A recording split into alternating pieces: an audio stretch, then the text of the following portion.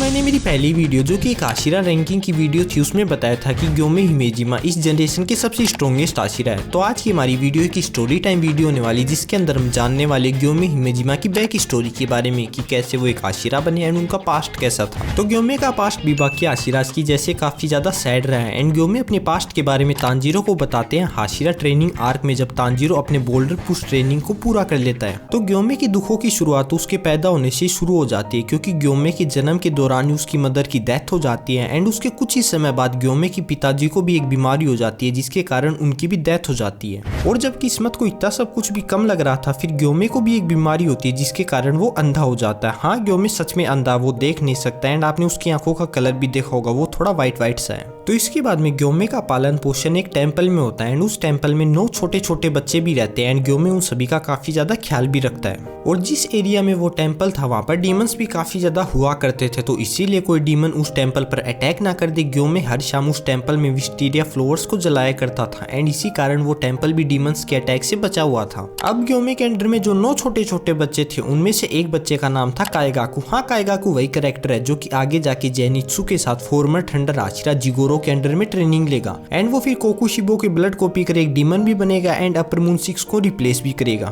तो काएगाकू अक्सर उस मंदिर से पैसों को चुराया करता था बट एक दिन सभी बच्चे उसे पकड़ लेते हैं एंड काफी ज्यादा डांटते हैं। इस इंसिडेंट के बाद में काएगाकू उस दिन टेम्पल के रूल को तोड़ देता है एंड रात तक नहीं लौटता है एंड अब जिस बात का डर होता है वही होता है, काएगाकू एक डीमन से एनकाउंटर कर जाता है बट वो डीमन काएगाकू को मार पाता। इससे पहले काएगाकू उस डीमन को एक ऑफर देते हुए कहता है कि वो उसकी जान को बख्श दे एंड इसके बदले में वो उस टेम्पल में जल रही विस्टीरिया फ्लावर्स को बुझा देगा एंड इसके बाद में वो डीमन उन 9 बच्चों को आराम से खा सकता है एंड साथ में एक ब्लाइंड आदमी है उसे भी खा सकता है। काएगाकू की ये बात सुनकर वो डीमन भी मान जाता है क्योंकि वो भी काफी दिनों से उस टेम्पल के अंदर रह रहे लोगों को मारना चाहता था। इसी के बाद में काएगाकू विस्टीरिया फ्लावर्स को बुझा देता है एंड फ्लावर्स के बुझने के तुरंत ही बाद वो डीमन उस टेम्पल के अंदर एंटर कर जाता है एंड टेम्पल के अंदर एंटर करते के साथ ही वो 4 बच्चों को तो इंस्टेंटली मार देता है। डीमन के ऐसा करने के बाद में सभी बच्चे इधर उधर भागने लग जाते हैं एंड ग्योमे उन सभी को अपने पीछे आके छुपने के लिए कहता है बट उस टाइम में टेम्पल में काफी कम खाना हुआ करता था एंड ग्योमे भी काफी ज्यादा वीक हुआ करता था। तो शायद इसीलिए सभी बच्चों ने सोचा होगा कि एक ब्लाइंड एंड वीक आदमी उन्हें क्या बचाएगा, तो इसीलिए वो ग्योमे की बात को नहीं मानते हैं एंड वो डीमन एक एक करके सभी बच्चे के गलों को काट देता है एंड उन्हें मार देता है बट एक छोटी बच्ची बच जाती है जो कि ग्योमे की बात को मानती है एंड उसके पीछे जाकर छुप जाती है जिसका नाम था सायो। और जब वो डीमन ग्योमे एंड सायो को मारने के लिए आगे बढ़ता है तो ग्योमे उस डीमन पर अपने बेयर हैंड से अटैक कर देता है एंड यही वो टाइम था जब ग्योमे को भी अपनी ट्रू स्ट्रेंथ के बारे में पता लगता है। ग्योमे उस डीमन को सुबह तक पंच करे जाता है और जब सुबह होती है तो वो डीमन सनलाइट के कारण जलकर मर जाता है एंड इसी फाइट में ग्योमे को अपने माथे पर वो स्कार भी मिलता है। इस लड़ाई के बाद में ग्योमे काफी ज्यादा थक चुका होता है एंड जब उसके आसपास के बाकी लोग आते हैं तो वो देखते हैं कि ग्योमे का पूरा शरीर खून से लथपथ है एंड उसके अराउंड में 7 बच्चों की लाश भी गिरी हुई है। एंड जब बाकी के सभी लोग सायो से पूछते हैं कि यहाँ पर क्या हुआ तो वो ट्रोमा के कारण बोलती है कि ये आदमी मॉन्स्टर है एंड इसी ने सभी लोगों को भी मारा है। और सायो ने ऐसा इसलिए नहीं कहा क्योंकि वो ग्योमे से हेट करती थी, उसने ऐसा इसलिए कहा था क्योंकि वो सिर्फ एक 4 साल की बच्ची थी एंड उसे कुछ भी समझ में नहीं आ रहा था कि यहाँ पर क्या हुआ। वैसे तो टेम्पल में रहने वाले सभी बच्चे ग्योमे से काफी ज्यादा प्यार करते थे बट इसके बाद में ग्योमे को उन सभी बच्चों के मर्डर के लिए एक प्रिजन में बंद कर दिया जाता है एंड क्योंकि सनलाइट के कारण उस डीमन की बॉडी भी धूल में मिल चुकी थी इसलिए अब ग्योमे के पास कहने के लिए अपनी सफाई में कुछ बचा भी नहीं था।